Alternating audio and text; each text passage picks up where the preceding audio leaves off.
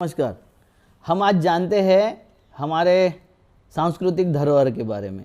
हम एक मस्जिद है काशी में, उसको कहते हैं ज्ञानवापी मस्जिद। वो महाराजा ज्ञान सिंह राणा के नाम से है। अकेली मस्जिद है, पूरे हिंदुस्तान में अकेली मस्जिद है जो हिंदू राजा के नाम पर थी, नाम पर अभी भी है। वो ज्ञानवापी कहते हैं उसको। और उसका इतिहास कहते हैं कि औरंगजेब ने जब वहाँ आए थे तो औरंगजेब ने उस मस्जिद को उस मंदिर को तोड़ा, शिव मंदिर को, और वहाँ वो मस्जिद बनाई। और उसमें एक कहावत और लिख दी कि 40 मन जनेऊ, इतने जनेऊ ब्राह्मण काटे बिना औरंगजेब खाना नहीं खाते थे।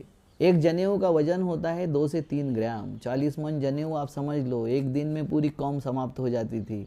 तो ये झूठी कहावतें, झूठे टोटके और सब किस लिए गढ़े जाते हैं और इसका किसको फ़ायदा होता है, इसको समझने की ज़रूरत है। अब उस मस्जिद के बारे में देखते हैं कि बोला है औरंगजेब ने तोड़ा है।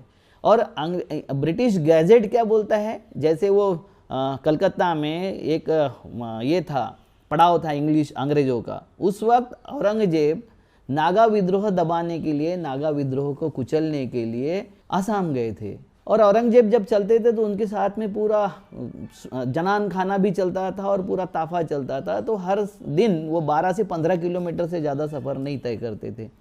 जब वहाँ उन्होंने नागा विद्रोह को कुचल के वापस आ रहे थे तो वहाँ उनके साथ में 12 राणा थे। राणा मतलब राजपूत राजा थे। वो उस वक्त की लड़ाई कोई हिंदू मुसलमान लड़ाई नहीं थी, वो राज्य की लड़ाई थी, सल्तनत की लड़ाई थी, सत्ता की लड़ाई थी। तो वो जब वापस आ रहे थे तो वो राणाओं ने बोला कि यहाँ हमारा एकलिंग जी का सबसे बड़ा मंदिर है, हम उसकी पूजा अर्चना करना चाहते। तो औरंगजेब बोला कोई बात नहीं, यहाँ 2 दिन पड़ाव रहेगा। गंगा के दूसरे बाजू में औरंगजेब का पड़ाव डाला गया। और ये राजाओं की रानियाँ अपनी दासियों के साथ में शिवाभिषेक करने के लिए वहाँ पहुँच गई। शाम को पता चला अभिषेक के आते वक्त कि कच्छक की महारानी और उसकी दोनों दासियाँ गायब है, वो कहीं दिख नहीं रही थी कहीं। तो उसको खोजना शुरू हो गया और खोजते खोजते रात हो गई। जितने वहाँ पुजारी थे उसको कॉर्डन करके लाया गया औरंगजेब के सामने। पूछा गया, उन्होंने कुछ नहीं बताया। किसी हेर ने, औरंगजेब के हेर ने बताया कि इस मंदिर के नीचे तहखाना है। जब तहखाने को खोला गया सुबह तो वहाँ रानी की लाश और दोनों दासियों की लाश विवस्त्र अवस्था में पड़ी हुई थी। उनके साथ में जोर ज़बरदस्ती करके उनको मार डाला गया था। मगर उनको सबको कॉर्डन करके बंदिस्त बना गया था, इसलिए वो प्रेतों को, उनके डेड बॉडियों को कहीं दफना नहीं सके या उसको बाहर नहीं हटा सके, इसलिए वो डेड बॉडियाँ मिल गई वहाँ। अब उनका राणाओं का क्रोध अनावर हो गया कि मंदिर के नीचे ये क्या चल रहा है, मंदिर के नाम से ये क्या चल रहा है। तो राणाओं ने बोला कि ये मंदिर अब अपवित्र हो गया है, इसलिए मंदिर को हम तोड़ना चाहते हैं। औरंगजेब क्यों ना मनाही करेगा। औरंगजेब ने बोला जैसा आपको लगता है उचित कीजिए।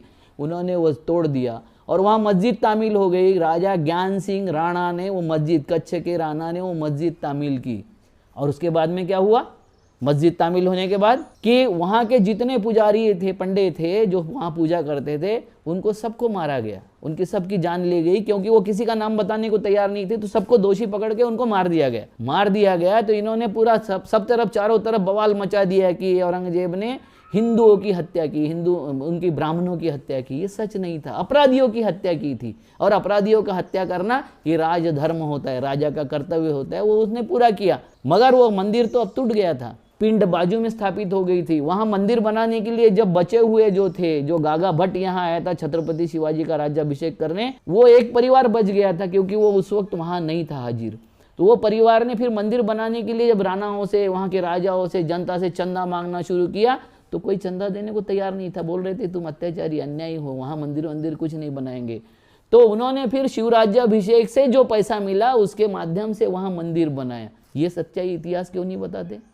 और ये अंग्रेजों ने लिखा है, ब्रिटिश गैजेटियर में इतिहास है लिखा हुआ। ब्रिटिशों ने जो अपने साथ में लिख के ले गए और लिखा हुआ है उसमें वो सारा इतिहास है, मगर हम नहीं पढ़ाएंगे। अंग्रेजों ने भी इस देश को बांटने का इतिहास बनाया। जैसा यहाँ की इस संस्कृति ने इतिहास बनाया वैसा अंग्रेजों ने भी किया। क्योंकि अंग्रेजों ने इतिहास लिखा, मुगलकालीन इतिहास, हिंदू राजाओं का इतिहास, और खुद के बारे में क्रिश्चियन इतिहास नहीं लिखा, वो ब्रिटिश कालीन इतिहास लिखा। ये इतिहास को जो बांटने की परंपरा उन्होंने शुरू की, वो परंपरा अभी तक शुरू है। और जिसके माध्यम से यहाँ विभाजन इस कगार पर आ गया कि एक दूसरे के दुश्मन के तौर पर सारी कम्युनिटियाँ खड़ी हो गई है। ये देश का बहुत बड़ा दुर्भाग्य है। हमको देश का सच्चा इतिहास समझने की आज ज़रूरत है। नमस्कार।